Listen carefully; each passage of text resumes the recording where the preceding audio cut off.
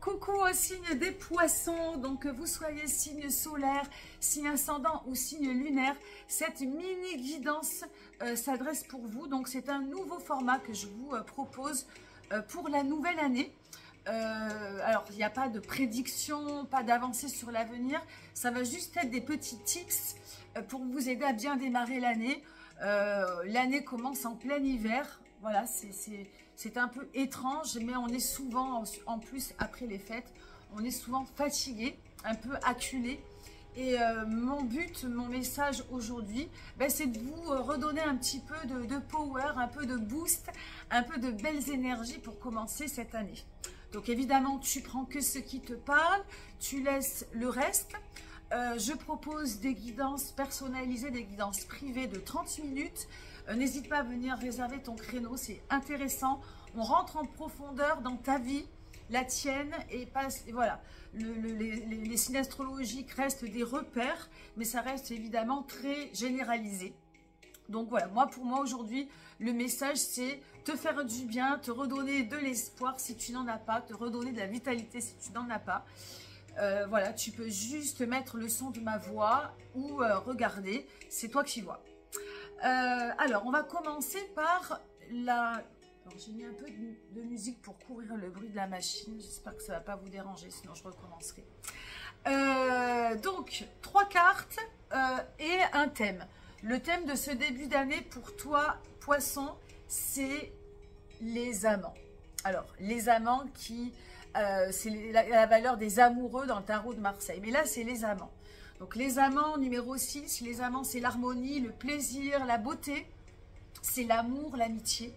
Donc l'effigie de ce début d'année, c'est de connecter au sentiment d'amour, au sentiment de plaisir, au sentiment d'amour, d'amitié. C'est la relation avec l'autre, mais avant tout la relation avec soi-même. On ne peut pas aimer l'autre si on n'est pas connecté à son propre amour. Les amants, là, ça vient toucher une fragilité, une relation spéciale, quelque chose presque d'interdit, mais qui vient t'exalter plus que tout. Et c'est vraiment dans cette petite fragilité, dans cette signification précise que peut-être tu dois venir matcher, tu dois venir connecter. Qu'est-ce qui t'excite? Qu'est-ce qui vient toucher presque... Alors, je dirais pas quelque chose de tabou, parce que dans le mot tabou, on peut y voir des connotations un peu négatives. Mais qu'est-ce qui vient vraiment t'exalter, t'exciter, te galvaniser? Qu'est-ce qui te met plus que tout en joie? Et c'est vraiment dans cette énergie qu'il va falloir que tu commences l'année. De vraiment être en conscience avec cette énergie-là. Voilà, je t'invite d'ailleurs à regarder la carte.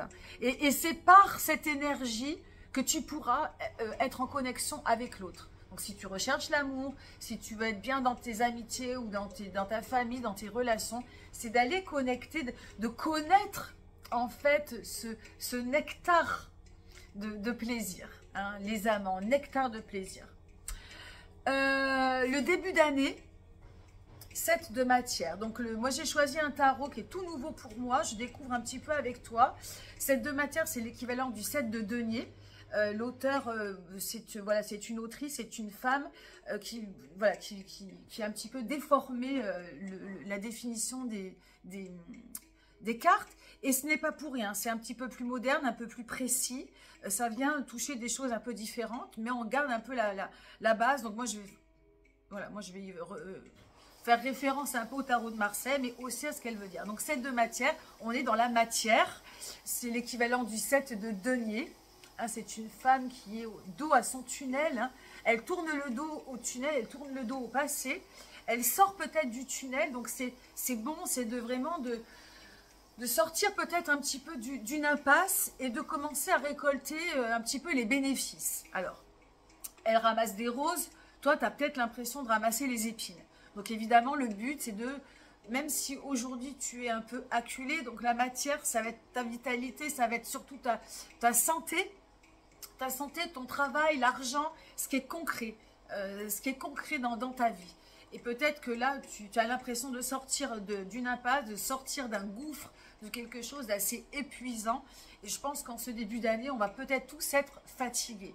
Alors, je fais une petite parenthèse, les nœuds lunaires vont changer. Le nœud lunaire, cette année, ça va être dans la direction du poisson. Le nœud nord en poisson. Et on va devoir quitter le signe opposé, donc la Vierge, qui demande toujours à devoir, à faire. Il y a toujours le côté un peu injonction, de s'obliger à faire des choses pour être bien, d'être un peu dans des choses méthodiques, carrées. Et on va demander à lâcher ça. Et aller justement dans ton signe, le signe du poisson, quelque chose de plus lâcher prise, de plus spirituel, de moins carré en fait, de moins de frontières, moins de choses comme ça, de devoir faire les choses, être dans un lâcher prise, de s'écouter. Donc ce début d'année, c'est ça, ça va être de commencer à récolter un petit peu ce que tu as semé, des choses un peu positives, de récolter et de pouvoir le faire partager peut-être aux autres. Mais tu n'y es peut-être pas, tu es peut-être plutôt en train là de ramasser des choses un petit peu peut-être négatives. Donc le but là, ça va être de tourner le dos à ces choses négatives et d'avancer vers ce que tu as envie de récolter, ce que tu as, des choses plutôt positives. Donc tu peux déjà visualiser que ce que tu vas récolter, c'est des pétales de rose et non les épines. En milieu d'année, donc pour accéder à ce que alors la finalité, il ne va pas y avoir la finalité, on parle du principe que c'est le début d'année, que c'est le mois de janvier. Donc dans ce milieu de mois, qu'est-ce qui va t'aider à quitter le passé, à quitter les choses toxiques et aller te diriger vers la bonne récolte? J'ai un cheveu dans les yeux, pardon. C'est le 10 d'émotion. Alors le 10 d'émotion, autrement dit le 10 de coupe. Donc là j'aime bien, c'est un petit corps de balai qui vibre à l'unisson. Donc le 10 d'émotion, c'est de lâcher prise, de laisser parler ses émotions, de laisser parler ses ressentiments, de communiquer, d'être en osmose, en reliance avec les autres.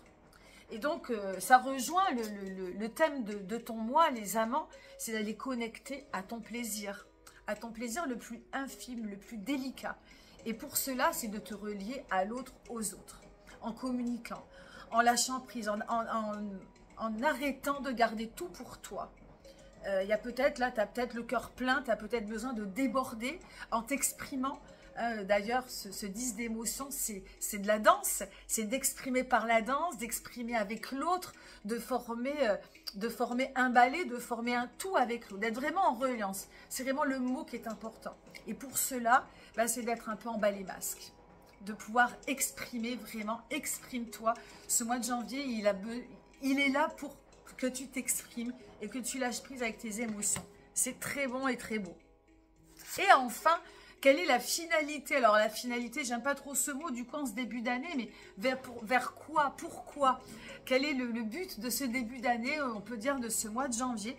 Eh bien c'est d'arriver, et donc la carte, c'est l'aboutissement en fait de ce travail, c'est la muse d'inspiration. La muse d'inspiration, donc c'est le roi de bâton. Là, elle a carrément transformé tous les mots. D'ailleurs, il n'y a plus de roi, il n'y a que des muses.